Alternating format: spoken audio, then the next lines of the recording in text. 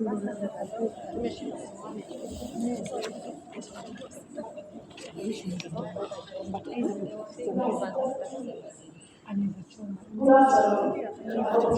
My name is Rosemary Josiah, and this is my first time here, but I know this exists.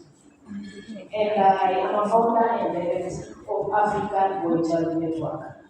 And today we came here, I called some people to join us. And the reason why we are here is because there is a problem, Madam CS.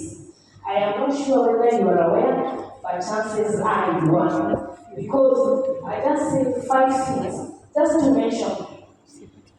We have about 10 different reports, matters boy child, from National Gender and Equity Commission that talks about 92% of Kenya's freedom boy child is lagging behind.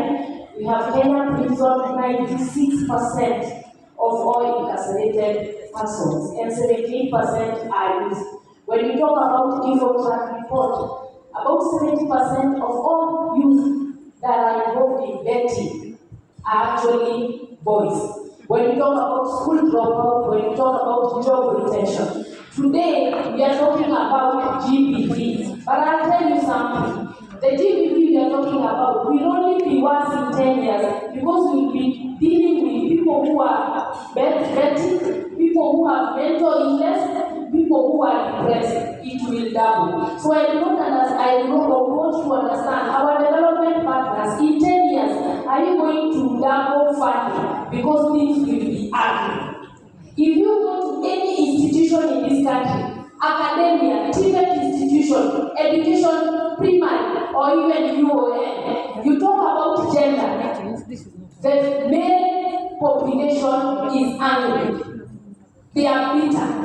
So when we talk about us talking about boy child, and a lot of us feel we are progressing the girls and women agenda, we are just telling you it will be ugly in 10 years because they are boiling with anger. And a lot of conversations we've had here, 99% of those conversations were about girls and women. When we talk about inclusion, how do we include us in 1% of our discussion? If this society has to move forward, we have to be together and move forward. And remember, we have made inclusion. Just remember that when you take care of the boy child, the man will emerge. 10 years from now, tutatafuta huyo mwanaume tukose. Because what we are having, we are having issues. Very, very, very serious issues. Today, Madam says I don't hear maneno ya teen pregnancy. It takes me 1 whole year to get pregnant. If I'm fertile enough, I'll be pregnant twice. It takes an energetic man to impregnate 10 teens in a day. Where are resources supposed to be? To that one person who can impregnate 10 teens, or to the 10 teens who be impregnated? Are you getting what I'm saying? If we talk about femicide, how do we go and talk to men who are perpetrating GBV? I am a victim. I can't be a victim of GBV. You give me a safe house. You give me economical empowerment. Then the same man who has done that to me, he goes that to someone else and someone else and someone else. We need to refocus our resources. Otherwise, our communities are going down. We are no longer the Africans we thought we were. We are no longer the Africans who believe in families. Things are thick. And I've said and I decided, and thank you for giving this opportunity. Whatever we are doing, we are all going to lose at the end of the day. If we do not take the approach of FGM, focus on the perpetrators, not the victims. Because when you focus on the perpetrators, it will use less resources and will be more effective. Thank you, Madam.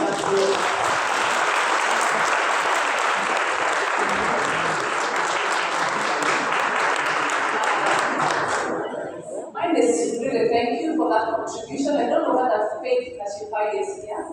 Is she around here? Okay.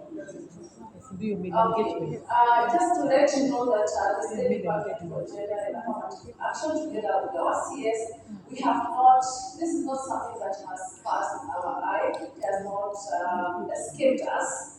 And it's for that reason that we have been engaging organizations that deal with the boy child. And that's the reason as why I was asked to again this. Yeah, because just last week when we even had an argument on how we are going to bring the boy child on home. So remember, gender is not only about the girl child, it's also about the boy child. So we have already begun with something on the same. And I think it will be very important for us to engage after this. And yes, we cannot afford to forget the boy child. With those few remarks, allow me now to invite Honorable CS to make her closing remarks as we launch the strategic plan documents.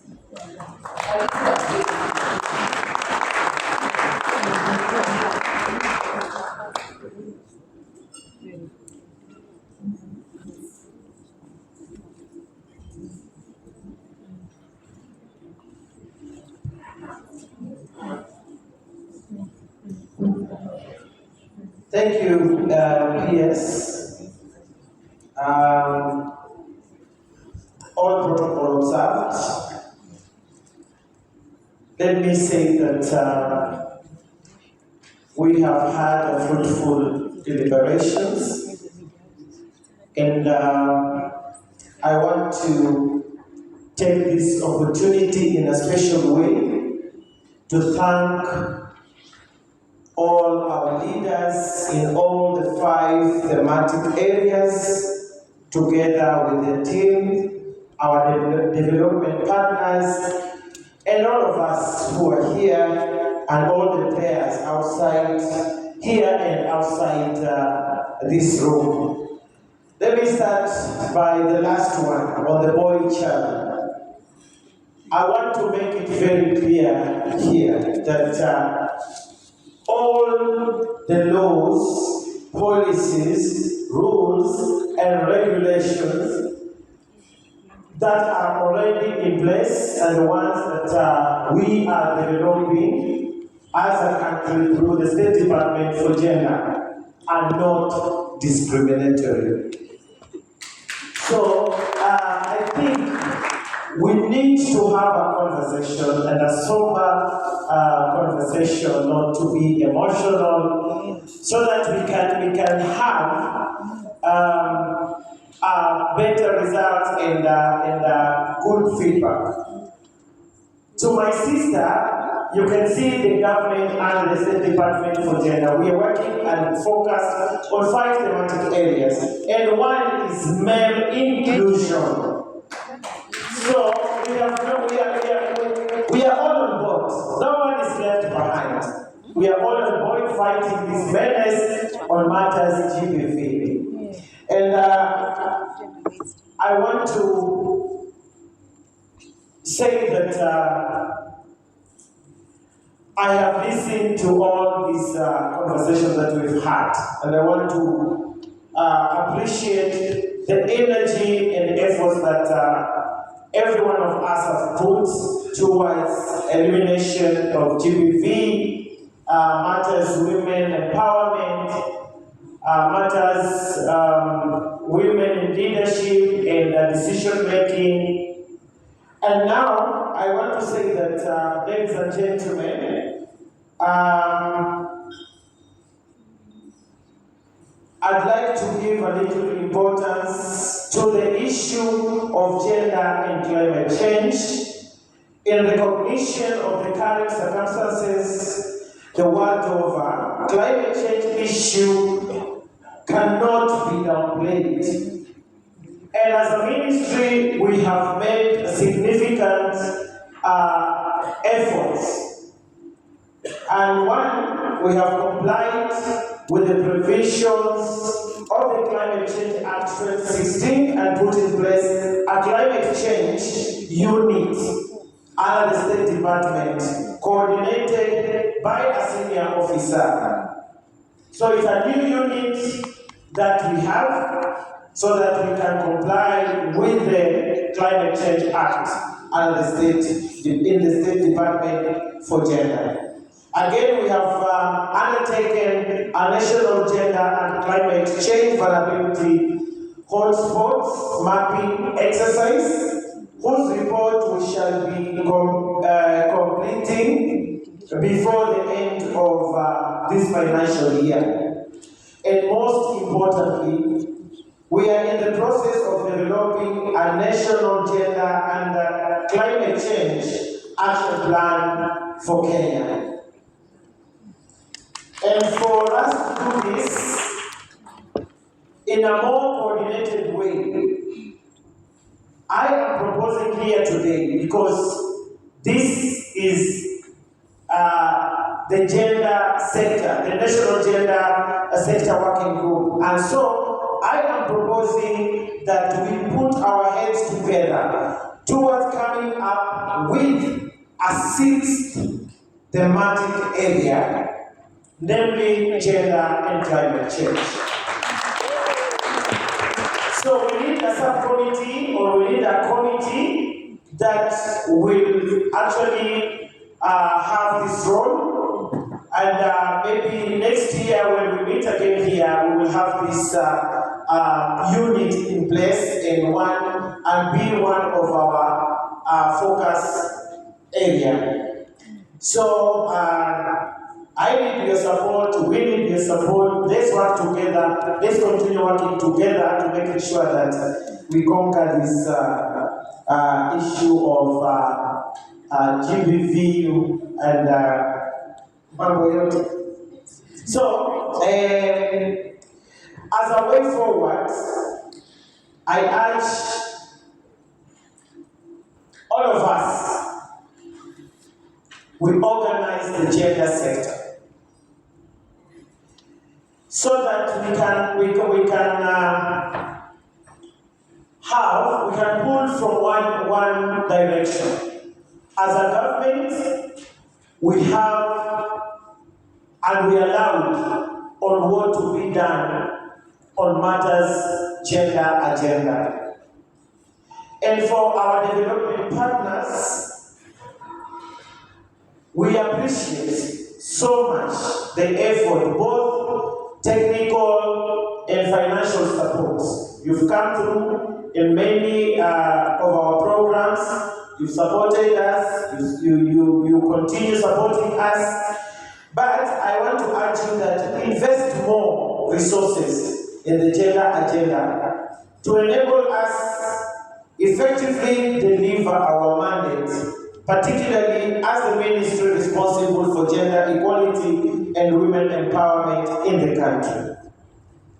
And also help us undertaking donor mapping and having a coordinated way of funding gender initiatives to avoid duplication and spreading resources too thin.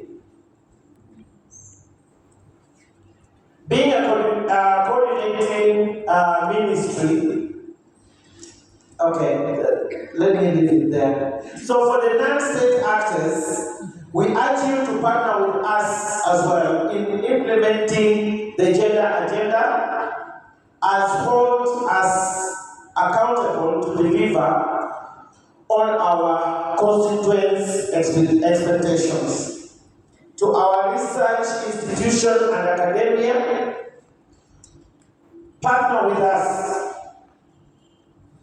in furnishing us with up-to-date data and statistics across our thematic areas in the gender sector to inform our policies, programs, and subsequent budgets. To media fraternity, who are also our partners, please offer the gender agenda good coverage.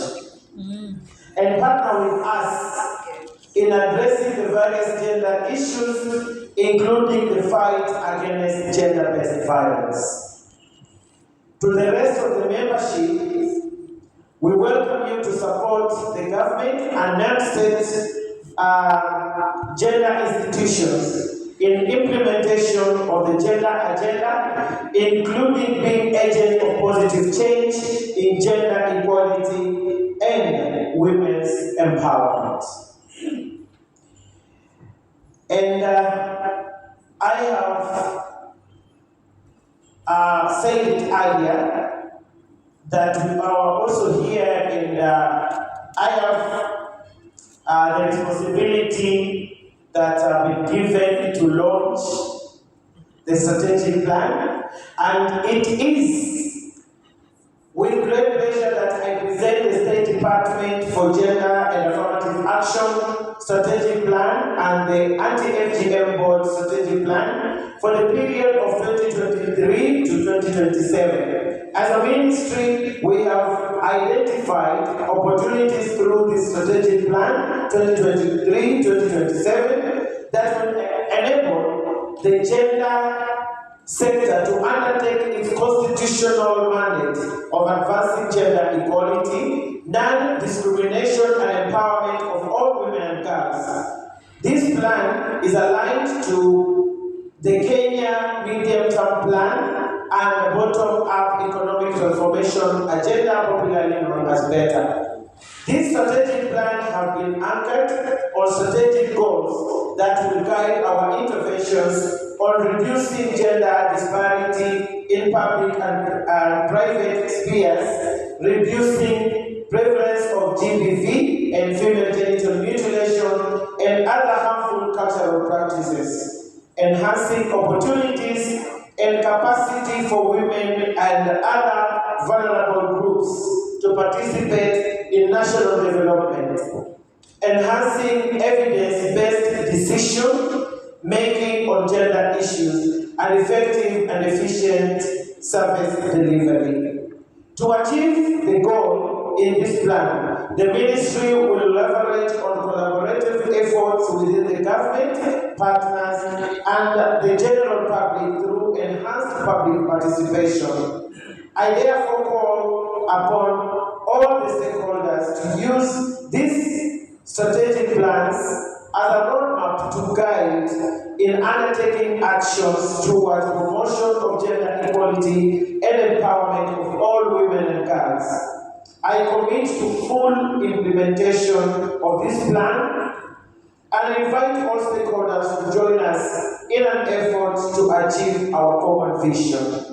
It is my pleasure and honor, therefore, to launch the strategic plan for the State Department for Gender and Affirmative Action for the period of 2023-2027.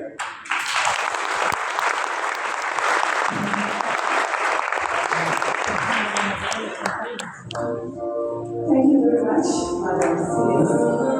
So at this point, I would like to call upon the following people to please also come forward. Kindly let us have UN country representative. Kindly join them.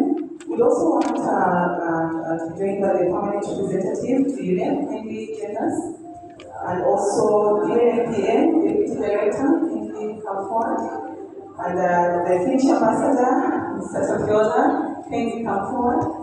And CEO and THGM, and we listen for what the situation where is crowding so that everybody else can see. Yeah, kindly come forward. Yeah, please join us. Mr. Pedro, please, kindly join us. Although he's a permanent representative.